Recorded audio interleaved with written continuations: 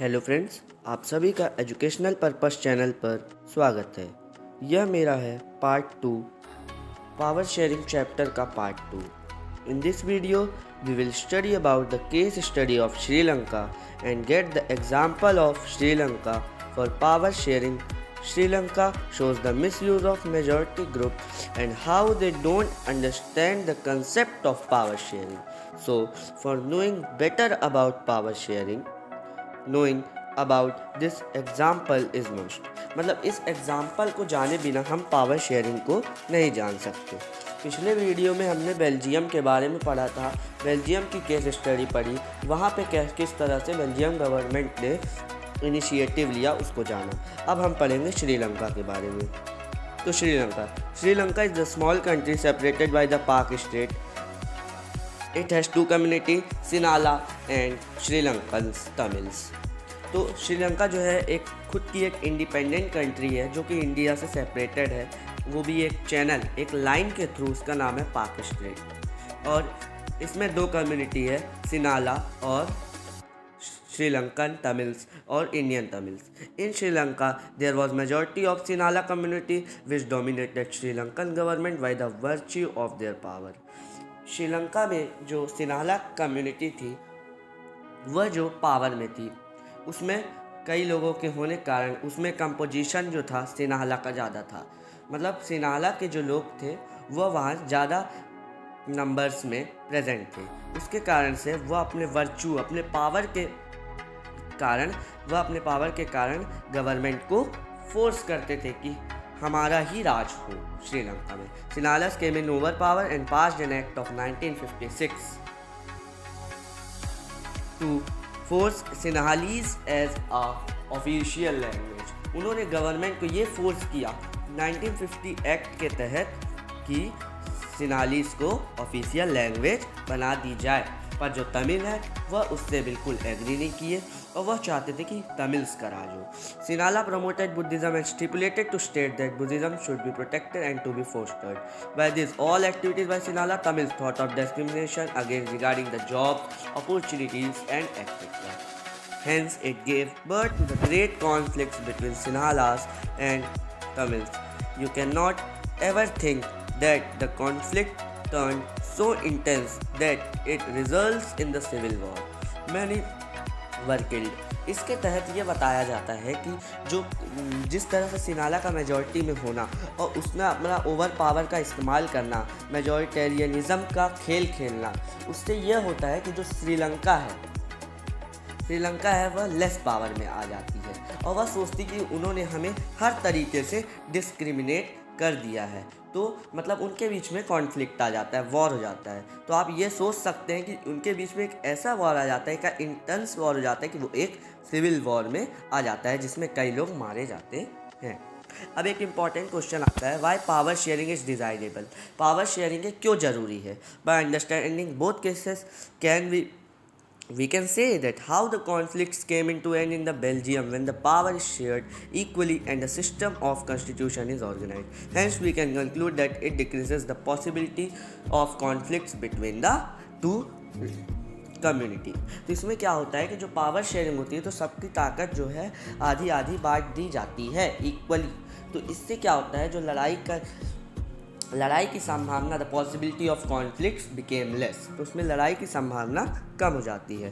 Power sharing is a good way to ensure the stability of political order. अब जो political order है, इसमें जो राजनीति है वह भी कई वर्षों तक एक ही शासन चलता है और इससे जो है गवर्नमेंट भी अच्छी बन जाती है और देश भी जो है अच्छे तरीके से चलता है.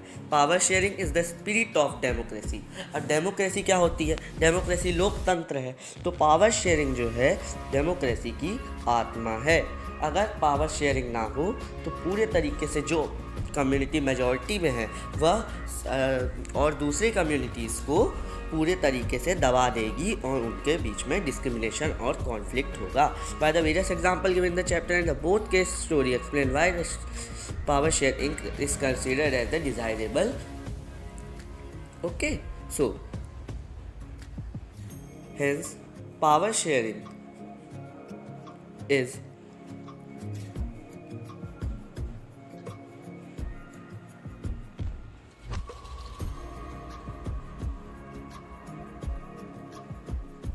Okay, now in this slide we can cover that power sharing is seen to be as desirable by its two sets of reasons.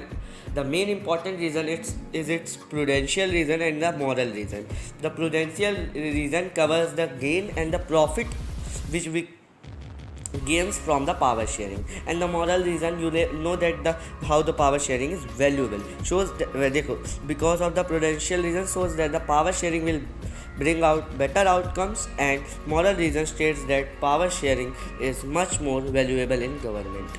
अब इसमें बताया जा रहा है कि जो पावर शेयरिंग में जो प्रूडेंशियल रीज़न है वो हमें अच्छे आउटकम देता है, अच्छे रिजल्ट्स देता है, उसी के साथ साथ जो वो है क्या बोलते हैं मॉरल रीज़न है वो पावर शेयरिंग को बहुत ही वैल्यूएबल कीमती बताता है। किसके लिए? डेमोक्रेसी के लिए, गवर्नमेंट के लिए।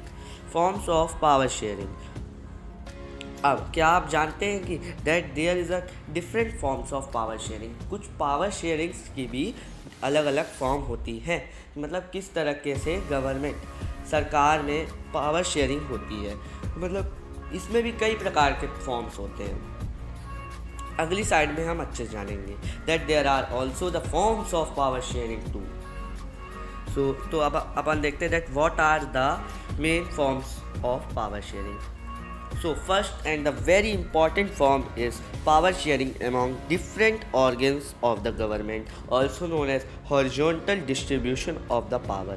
पहला पावर शेयरिंग जो रहता है वह कहलाता है कि किस तरीके से जो ऑर्गन्स होते हैं लेजिस्लेटिव, एग्जीक्यूटिव और जुडिशरी के बीच में विभाजन होता है पावर का।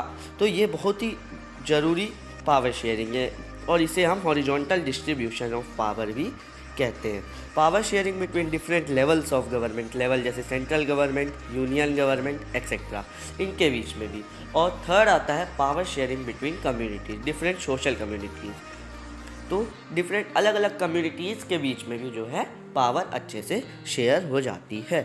तो ये तीन मेन फॉर्म्स होते हैं। बाकी उसके एक अलग फॉर्म भी होते हैं, जैसे पॉलिटिकल पार्टीज़ के बीच में पावर बांट दी जाती है, प्रेशर ग्रुप के बीच में पावर बांट दी जाती है। बाकी मेन तो तीन ही है, power share between the forms of government, power share between the organs of government and power shares between the communities, social communities. Now some terms which are very important, I am explaining it verbally, don't take tension. Now I will explain some terms which is not seen as visually, but I will explain it very clearly to you. In this chapter there are given some terms which are very important in this chapter. The first term which is given is ethnic, a social division based on shared culture. People belonging to the same ethnic group live in their common descent because of similarities of physical type or of culture or both. They need not always have the same religion or the nationality. Ethnic group एक ऐसा group होता है, एक सामाजिक group होता है, social group होता है। डिवीज़न मतलब समाज के विभाजन के अनुसार होता है, जो कि एक कल्चर के अनुसार होता है। उसमें ये रहता है कि वह सब फिजिकल टाइप से एक तरीके से दिखते हैं। They need not always have the same religion.